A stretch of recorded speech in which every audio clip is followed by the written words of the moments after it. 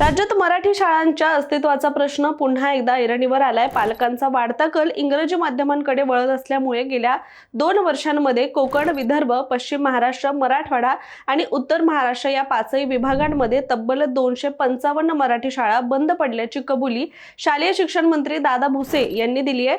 दरम्यान 2025 मध्ये 620 शाळा बंद करण्याचा निर्णय घेतल्याचा दावा करत काही आमदारांनी 2000 शाळा अडचणीत असून 25,000 शिक्षक अतिरिक्त ठरणार का असा सवाल सुद्धा उपस्थित केलाय।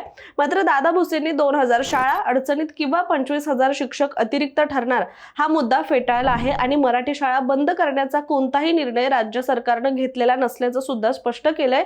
याचबरोबर सिंधुदुर्ग जिल्ह्यामध्ये मराठी शाळा वाचवण्यासाठी शिक्षक, विद्यार्थी आणि संस्था चालकांनी मोर्चा काढल्याची सुद्धा बाब खरी असल्याचं त्यांनी मान्य केलंय आणि मराठी शाळांचा पट वाढवण्यासाठी सरकारकडून प्रवेशोत्सव, इयत्ता 1ली ते 8वी पर्यंत मोफत पाठ्यपुस्तकं, गणवेश, पायमोजे व बूट वाटप, प्रधानमंत्री पोषण शक्ती निर्माण योजना, निपुण महाराष्ट्र समग्र शिक्षा अभियान, पीएम श्री आणि स्टार्स प्रकल्प यांसारखे विविध योजनांची अंमलबजावणी सुरू असल्याची माहिती सुद्धा देण्यात आली आहे। मराठी शाळा टिकवण्यासाठी प्रयत्न सुरू असले तरी सुद्धा पालकांचा इंग्रजीचा वाढता कल पाहून मराठी शाळांसाठी हे खूप मोठं आव्हान सुद्धा आता बनलेलं आहे।